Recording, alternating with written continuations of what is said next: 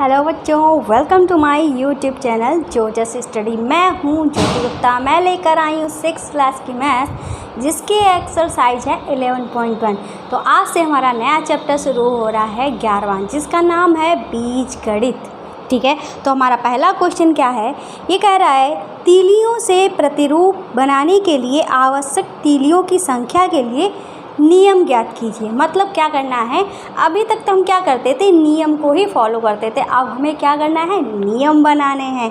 ठीक है, तो लिखने के लिए, नियम बनाने के लिए एक चर का प्रयोग करना है। मतलब हमको नियम इस तरीके से बनाना है कि हमको एक साथ में एक चर यूज करना है। ठीक है, क्या यूज करना है, चर। तो चलिए अब करते हैं। तो ये है हमारा पहला क्वेश्चन, ठीक है, जिसमें ये कह रहे हैं टी जो है ये हमारा क्या है, टी बना है। इस तरीके से ये जो बनाया है हमने माचिस की तीलियों का यूज करके क्या बनाया है, टी बनाया है। ये कह रहे हैं अक्षर टी का के रूप में तीलियों का प्रतिरूप। ठीक है, तो अब हमको नियम बनाना है कि हमने जैसे कि इस तरीके से टी रखी हो, ठीक है, इस तरीके से तीलियाँ रखी हो 2 टी के रूप में। ठीक है, तो हमारा कि तीलियों की संख्या कैसे निकलेगी भाई। जब एक तीली थी तो कितनी, जब एक टी लिखा हुआ था तब तीलियों की संख्या कितनी थी, 2 थी। ऐसे ही जब हमने 2 तीलियाँ ले ली तो कितनी, 2 टी ले ली है तो हमारी कितनी तीलियाँ हो गई, 1 2 3 4 हो गई हैं। ठीक है, अगर हम 3 टी बनाते हैं, ठीक है, कितने टी बनाते हैं, 3 टी बनाते हैं तो हमारी तीलियाँ कितनी होंगी, चलिए गिनते हैं। तो हमारी तीलियाँ होंगी 1 2 3 4 5 6। तो कितनी तीलियाँ मिल रही हैं, 6 तीलियाँ मिल रही हैं। तो कहने का मतलब क्या है, जब एक टी था तो हमको क्या मिला, 2 मिला। मतलब हमने गुणा 2 की है। जब 2 टी थे तो हमें क्या मिला, 4 तीलियाँ मिली। मतलब 2 से गुणा की है। अब हमारे पास 3 टी थे तो हमको 6 मिला। मतलब हमने 2 से गुणा की है, किसमें, 3 से। ठीक है, ऐसे ही हमको क्या बनाना है, नियम बनाना है। और ये कह रहे हैं चर का यूज करो। चर मतलब चर क्या होते हैं, जैसे अ ब स या x y z n, ये जो हमारे होते हैं वो हमारे चर होते हैं। ठीक है, तो अब मान लो हमारी जो टी जो हैं n बार लिखे हैं। ठीक है, हमको नहीं पता कितनी बार, पर हमने कह दिया कि n बार लिखे हैं। तो हमारी तीलियों की संख्या क्या होगी, या कह लो हमारा नियम क्या बनेगा। तो हमने क्या किया था, कितनी संख्या तीलियाँ, कितने बार टी लिखा था, 3 बार टी लिखा था। तो हम यहाँ पे देख रहे हैं टी कितनी बार लिखा है, n बार लिखा है। और हम क्या कर रहे थे, 2 से सब में गुणा कर रहे थे। तो इसमें भी हम 2 से गुणा कर देंगे तो हमारा क्या मिलेगा, 2n मिलेगा। ठीक है, 2n मिल जाएगा। तो यही हमारा क्या हो जाएगा, फॉर्मूला हो जाएगा। टी के लिए क्या फॉर्मूला निकल के आ जाएगा, 2n निकल के आ जाएगा। ठीक है, ऐसे ही हमको करना है। तो पहला क्वेश्चन जो है हमारा हो गया है। अब हम अपना करते हैं बी वाला। तो बी के क्या लिए कह रहे हैं, जेड के रूप में तीलियों का प्रतिरूप। ठीक है, जेड बनाना है। तो जेड इन्होंने कैसे बनाया है, इस तरीके से बनाया है, इस तरीके से बनाया है और इस तरीके से बनाया है। 3 तीलियों का यूज करके इन्होंने क्या बनाया है, जेड बनाया है। ठीक है, तो एक जेड जब था हमारे पास तो इन्होंने कितनी तीलियाँ यूज की, 3 तीलियाँ यूज की। जब हम 2 जेड बना दें, ठीक है, हमने कितने जेड बना दिए, 2 जेड बना दिए। तो कितने जेड है हमारे पास, 2 जेड। अब हमको कितनी तीलियाँ मिली, 1 2 3 4 5 6 तीलियाँ मिली। ठीक है, तो हमने यहाँ पे क्या देखा, हमने 1 में किसकी गुणा की, 3 की गुणा की। 2 में हमने किसकी गुणा की, 3 की गुणा की, तभी तो हमको 2 3 6 मिला। ऐसे ही हमने मान लो 3 जेड बनाए। कितने जेड बनाए, 3 जेड बनाए। तो चलिए बना रहे हैं हम 3 जेड। तो हमने कितनी तीलियाँ यूज की, 1 2 3 4 5 6 7 8 9। कितने जेड थे, 3 जेड थे। मिले हमको कितनी तीलियाँ, 9 तीलियाँ मिली। मतलब हमने किससे गुणा किया, 3 से गुणा किया। ठीक है, 3 से गुणा किया। ऐसे ही जेड हमारे कितने हैं, n तक हमारे जेड हैं। कहाँ तक जेड हैं, n तक हमारे जेड बने हुए हैं। कितनी संख्या है जेड की? n संख्या है। ठीक है, कितनी संख्या है? n संख्या है। और हमको तीलियाँ कितनी मिलेंगी? तो इसका हमें क्या बनाना है? नियम बनाना है। तो n हम किससे गुणा कर रहे थे? 3 से गुणा कर रहे थे। तो n में भी हम 3 से गुणा कर देंगे तो हमारा क्या आ जाएगा? 3n आ जाएगा। ठीक है, ये तो हुआ बेसिक तरीका समझाने का। ऐसे ही हमको कितने पार्ट दिए गए हैं, इसमें जी तक दिया गया है, ऐसे ही हमको सारे करने हैं। ठीक है, अब इसको शॉर्ट रूप में हम कैसे बता सकते हैं? तो हम इसको इस तरीके से लिख सकते हैं, जैसे कि हमारा टी लिखा है, टी में क्या लिखा गया है? टी में कितनी तीलियाँ हैं? 2 तीलियाँ हैं। ठीक है, तो हम इसको ऐसे कैसे लिख सकते हैं? हम यहाँ पे दूसरा तरीका भी आपको बताया दे रहे हैं। ये हमारा पहला तरीका है, ये हमारा दूसरा तरीका है। तो हम यहाँ पे लिख देंगे टी, क्या लिखा है हमारा? टी, तीलियों का नियम लिखना है ना, तो हम यहाँ पे लिख देंगे प्रतिरूप टी बनाने के लिए तीलियों की संख्या, तीलियों की संख्या। तो हमारी संख्या क्या हुई जाके? कितनी तीलियाँ हैं? 2 तीलियाँ हैं। अब इन्होंने कहा था अचर पद यूज करो, तो अचर पद जो है n हमने लगा दिया। आ गया हमारा तीलियों की संख्या। इस तरीके से ये मैंने आपको समझाने के लिए बताया है, ऐसे भी आप कर दोगे तो गलत नहीं होगा। ठीक है, समझाने के लिए बताया है कि ये 2n आया कैसे। इस तरीके से आप डायरेक्ट आंसर लिख दोगे तो भी आपका गलत नहीं होगा। ठीक है, ये हो गया हमारा ए वाला आंसर।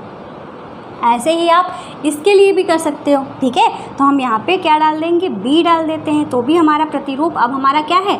जेड है ना, तो हम यहाँ पे जेड लिख देंगे। जेड बनाने के लिए तीलियों की संख्या, तो कितनी तीलियाँ हैं? 1 2 3, 3 तीलियाँ हैं। अचर पद यूज करना है तो 3n कर दो। ठीक है, ये हमारा हो गया इसका आंसर। अब ऐसे ही हमको क्या कह रहे हैं? अब सी वाला जो है, अब मैं आपको डायरेक्ट बताऊंगी। तो सी में क्या बना रहे हैं? यू बना रहे हैं। क्या बना रहे हैं? तो यू बना रहे हैं। तो यू हमारा कैसे बनता है? इस तरीके से इन्होंने बना के दिखाया है, ये हमारा यू बना है। तो कितनी तीलियाँ यूज हुई हैं? 1 2 3।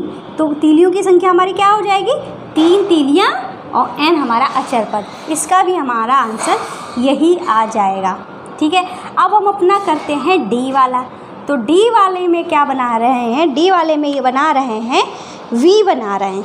ठीक है, तो v बना लेते हैं हम u की जगह पे। ठीक है, ये हमारा हो गया v बनाने के लिए तीलियों की संख्या क्या हो जाएगी? तो इसका नियम जो होगा वो हमारा निकल के आएगा। कितने हैं? आप यहाँ पे संख्या का नियम ये लिख दोगे तो ज़्यादा बेटर रहेगा, क्योंकि ये नियम की ही बात कर रहे हैं। ठीक है, तो आप यहाँ पे लिख दीजिए नियम। तो कितनी तीलियाँ हैं? 1 2 तीलियाँ हैं। और ठीक है, n जो है हमारा अचर पद है। ये हमारा आंसर हो जाएगा। ठीक है, ये हमारा क्या हो जाएगा? आंसर हो जाएगा। अब हम अपना करते हैं ई वाला। ठीक है, तो ई वाले में क्या दिया गया है? ई वाले में दिया गया है ई दिया गया है। ई वाले में हमको ई ही दिया गया है। तो देखते हैं, 1 तीली, 2 तीली, 3 तीली, 4 तीली और 5 तीली। ई बनने में कितनी तीली यूज हुई हैं? 5 तीली यूज हुई हैं। तो हमारा यहाँ पे आंसर क्या हो जाएगा? 5n हो जाएगा। ठीक है, क्या हो जाएगा? 5n। n की जगह पे आप कुछ भी ले सकते हो। ठीक है, अब हमको दिया गया है s दिया गया है। ठीक है, तो s भी हम बना देते हैं। f वाले में हमको दिया गया है s दिया गया है 1 2 3 4 5। ठीक है, ये हमारा बन गया s के लिए कितनी तीलियाँ? 5 तीलियाँ थी। n हमारा अचर पद हो गया। अब हम अपना करते हैं, कौन सा करते हैं? g वाला। तो g में हमें क्या दिया गया है? a दिया गया है। क्या दिया गया है? a वाला दिया गया है। तो a हम बना लेते हैं इस तरीके से, 1 2 3 4 5 6 तीलियाँ हमारी यूज हुई। तो हमारा फार्मूला क्या बनेगा जाके? 6n जो है वो हमारा फार्मूला बनेगा जाके। अब ये सब कैसे आए हैं ये मैंने आपको समझा दिया है कि ये हमारा फार्मूला जो है कैसे बना है। ठीक है, पंखा नहीं चला रही हूँ और फ़ैन चलाती हूँ तो थोड़ा आवाज़ जो है डिस्टर्ब हो जाती है और बहुत ही ज़्यादा गर्मी है, पसीना बहुत ज़्यादा निकल रहा है। तो आप लोग समझा करिए कि कितनी मेहनत लगती है पढ़ाने में, ठीक है। तो लोग जो भाई अपने चलते हैं अपने दूसरे क्वेश्चन पे। दूसरा हमारा क्वेश्चन क्या कह रहा है, हम अक्षर L, C और F के प्रतिरूपों के लिए नियमों को पहले से जानते हैं। ऊपर प्रश्न 1 में दिए गए कुछ अक्षरों में वही नियम प्राप्त होता है तो जो L द्वारा प्राप्त हुआ था ये अक्षर कौन कौन से हैं। तो इन्होंने क्या बताया है कि कुछ अक्षर इन्होंने दिए हैं। उन्होंने कहा कि इनके लिए वही नियम प्राप्त होता है जो हमने ऊपर पढ़ा था। ऊपर पढ़ा था मतलब ऊपर जो हमारा पहला क्वेश्चन था उसमें पढ़ा था। तो हमको बताना है कि 2n किस में आ रहा था। तो कुछ नहीं करना है, तो हम यहाँ पे क्या लिख देंगे, 2n हमारा, अगर आपको याद हो रहा 2n जो आ रहा था वो हमारा T और V के लिए आ रहा था, ठीक है। T हम यहाँ पे लिख देंगे, T और V के लिए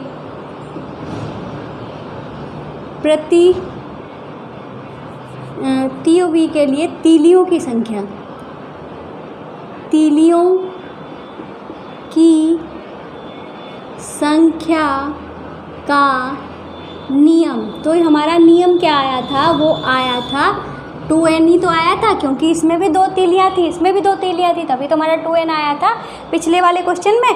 बस हमको इतना ही लिखना था, ठीक है। अभी बस हमारा आंसर जो है वो कंप्लीट हो गया। अब हम अपना करते हैं तीसरा क्वेश्चन। इस क्वेश्चन में कुछ नहीं था, बस हमें फर्स्ट क्वेश्चन से ही बस यही छांट के लिखना था किसमें 2n आया था। अब हमारा तीसरा क्वेश्चन है, किसी परेड में कैडेट मार्च कर रहे थे, ठीक है, और एक पंक्ति में 5 कैडेट हैं। यदि पंक्तियों की संख्या ज्ञात हो तो कैडेटों की संख्या प्राप्त करने के लिए क्या नियम होगा। और पंक्तियों की संख्या के लिए हमें क्या प्रयोग करना है, n प्रयोग करना है। मतलब क्या है कि मान लो ये हमारे क्या हैं, कैडेट जो हैं कितने हैं, 5 हमारे कैडेट हैं। और पंक्तियों की संख्या इन्होंने क्या कही है, n कही है। एक कॉलम में कितने कैडेट हैं, 5। और पंक्तियों की संख्या इन्होंने क्या कही है, n कही है। n का मतलब हमें कुछ पता ही नहीं है, n ही है, ठीक है। इस तरीके से हमारे कैडेट जो हैं वो दिए गए हैं। और एक स्तंभ में जो हैं वो हमको पता है कितने हैं, 5 हैं, ठीक है। अब हमको बताना है कि कितने हमारे कैडेट हुए टोटल, ये हमको इसका नियम बताना है, ठीक है। तो हम यहाँ पे अगर देखते हैं, ये जो हमारी पहला स्तंभ है इसमें कितने हैं, 5, इसमें कितने हैं, 5, इसमें कितने हैं, 5, ठीक है। अगर हम बात करते हैं इसमें कितने हैं तो आप कहोगे 5। अगर हम बात करते हैं इसमें कितने हैं तो आप कहोगे 10। अगर हम टोटल ये ले लेते हैं तो कितने हुए, 15। अगर हम ये ले लेते हैं तो हमारे कितने हुए, 20। मतलब हम 5 का दुगना किया, फिर हमने 5 का दुगना किया, फिर हमने 5 का 3 गुना किया, फिर हमने 5 का 4 गुना किया। यही हम कर रहे हैं, ठीक है। तो हमें क्या ज्ञात करना है, और इसमें अगर ये हमारा nवा था, अगर हम टोटल ले लेंगे तो ये हमारे कितने स्तंभ बन रहे थे, n स्तंभ बन रहे थे ना। तो अब हम ये टोटल ज्ञात करने के लिए क्या करेंगे, 5 की गुणा n से करेंगे, तभी तो हमारा 5n आएगा। ये तो मैंने आपको समझाया है कैसे ये हमारा आया है, ठीक है।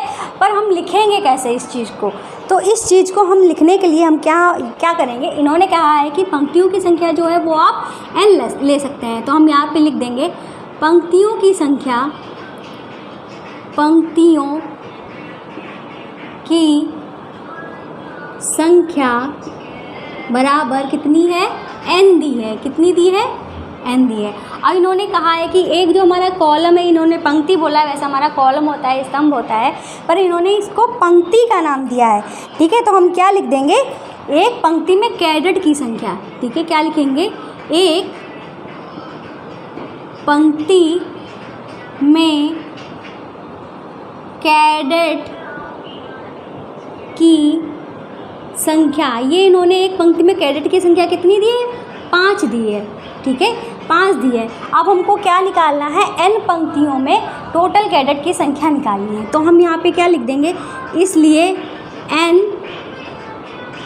पंक्तियों में कुल कैडेट, ठीक है, ये हमको निकालना है। तो हमारा आंसर क्या हो जाएगा, 5 हमारा ये है, n हमारा ये है, इन दोनों की गुणा कर देंगे तो हमारा क्या आ जाएगा, 5n आ जाएगा। ठीक है, यही हमारा क्या हो जाएगा, आंसर हो जाएगा। ठीक है, तो जल्दी से नोट कर लीजिए, फिर अगला क्वेश्चन हम कराते हैं। तो अब हम अपना करते हैं चौथा क्वेश्चन। तो चौथा क्वेश्चन कह रहा है, एक पेटी में 50 आम हैं। ठीक है, आप पेटियों की संख्या के पदों में आमों की कुल संख्या को किस प्रकार लिखेंगे। अब ये कह रहे हैं पेटियों की संख्या के लिए b का प्रयोग करना है। तो मतलब हमारी एक जो पेटी है आम की, उसमें कितने आम आ सकते हैं, 50 आम आ सकते हैं। ऐसे ही इन्होंने कहा है जो टोटल पेटियां हैं वो हमारी कितनी हैं, b हैं। ये हमारी पहली थी, मान लो यहाँ पे हमारी ये जो थी उसमें दूसरी थी, ऐसे ही b हमारी हैं, उसमें भी हमारे 50 आम हैं। ठीक है, तो ये क्या कह रहे थे, ये कह रहे थे कुल आमों को कैसे हम रिप्रेजेंट करेंगे, कैसे हम बताएंगे b के पदों में। ठीक है, तो इसकी ही तरह हमारा सेम क्वेश्चन लगेगा। तो हम यहाँ पे लिख देंगे पेटियों की संख्या। ठीक है, इन्होंने पेटियों की संख्या के लिए क्या बोला है, इन्होंने पेटियों की संख्या के लिए कहा है कि ये b है, b संख्या है पेटियों की, कितनी है, b संख्या है। और एक पेटी में इन्होंने आम कितने बताए हैं, तो एक पेटी में आम ये कितने बताए हैं, ये बताए हैं 50 बताए हैं। ठीक है, हम यहाँ पे लिख देंगे, इसलिए b पेटी है ना, तो b पेटियों में कुल आम ये हमको निकालना है। तो हम लिख देंगे b पेटियों में कुल आम, तो ये हमारे कितने हैं, b पेटियों में कुल आम, तो हम क्या कर देंगे, 50 की b से गुणा कर देंगे। ठीक है, तो हमारा क्या आ जाएगा, 50b आ जाएगा। ठीक है, अब यही हमारा क्या हो जाएगा, आंसर हो जाएगा। समझ लो यही हमारा जो है वो एक नियम बन जाएगा। ठीक है, तो जल्दी से उतार लीजिए, हम इसको रफ करते हैं फिर। तो चलिए करते हैं अपना पांचवा क्वेश्चन। तो पांचवा हमारा क्वेश्चन कह रहा है, शिक्षक प्रत्येक विद्यार्थी को 5 पेंसिल देता है। विद्यार्थियों की संख्या ज्ञात होने पर क्या आप कुल वांछित पेंसिलों की संख्या ज्ञात कर सकते हैं। तो विद्यार्थियों की संख्या के लिए इन्होंने किसका प्रयोग करने को बोला है s का। ठीक है, तो ये हमारा क्वेश्चन जो है पांचवा कैसे लगेगा।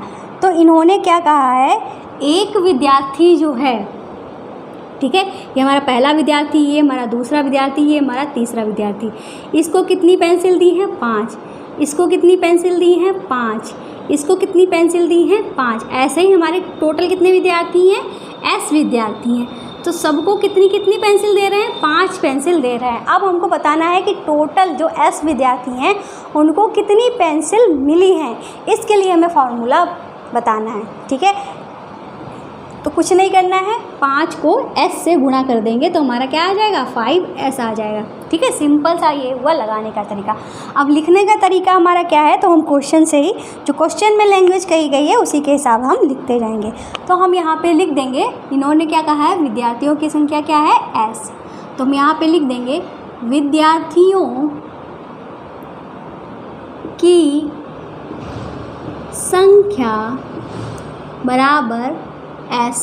ठीक है, और एक विद्यार्थी को पेंसिल दी जाती है बराबर, पेंसिल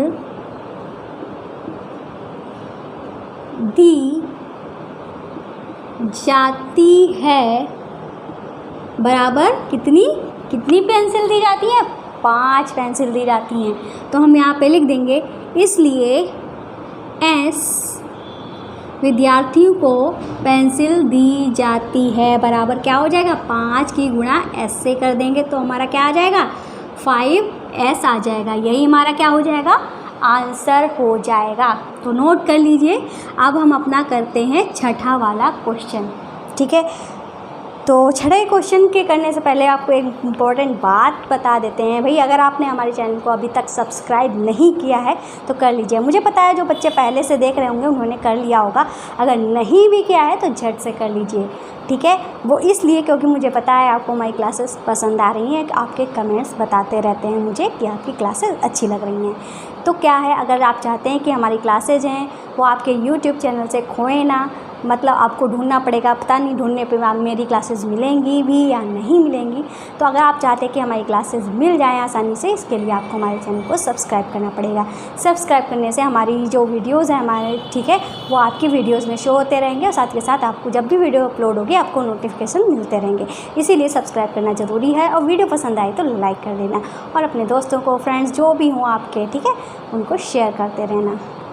तो चलिए छठा हमारा क्वेश्चन क्या कह रहा है, एक चिड़िया 1 मिनट में 1 किलोमीटर उड़ती है। क्या आप चिड़िया द्वारा तय की गई दूरी को उसके उड़ने के समय के पदों में व्यक्त कर सकते हैं? और मिनटों में उड़ने के समय के लिए उन्होंने किसका प्रयोग किया है? टी का प्रयोग किया है, ठीक है। तो ये भी हमारा क्वेश्चन जो है उसी की तरह है कि हम यहाँ पे चिड़िया कितना उड़ रही है, टी मिनट उड़ रही है, ये इन्होंने कहा है, ठीक है। तो हम यहाँ पे लिख देंगे चिड़िया द्वारा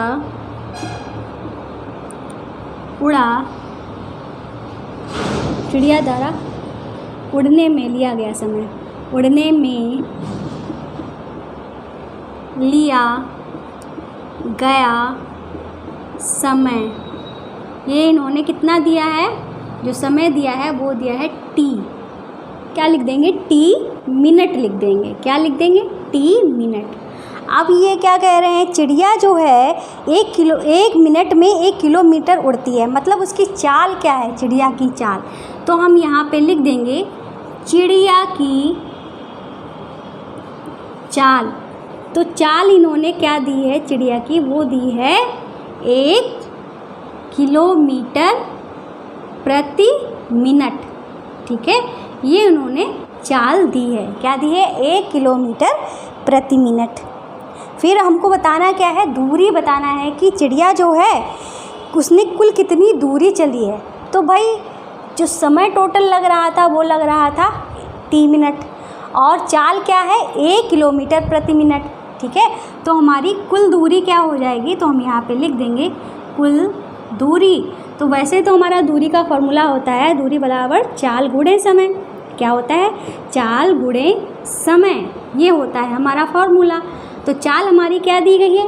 1 किलोमीटर प्रति मिनट, और समय हमारा क्या दिया गया है? टी दिया गया है। तो मतलब 1 गुणे टी बराबर क्या आ जाएगा? टी ही आ जाएगा। टी समय है तो इसको हम क्या लिख देंगे? मिनट लिख देंगे, ठीक है। टी मिनट लग जाएगा, सॉरी दूरी है तो हमारा ये मिनट में कहाँ किलोमीटर आएगा, ठीक है। टी किलोमीटर चली, मतलब एक चाल जो है 1 किलोमीटर प्रति मिनट, और वो चली है कितने मिनट चली है? टी मिनट चली है। तो दूरी हमारी क्या हो जाएगी? फार्मूले में मान रख देंगे तो हमारा क्या आ जाएगा? टी मिनट जो है वो आ जाएगा, ठीक है। इस तरीके से क्वेश्चन जो है हमारा हो जाएगा। तो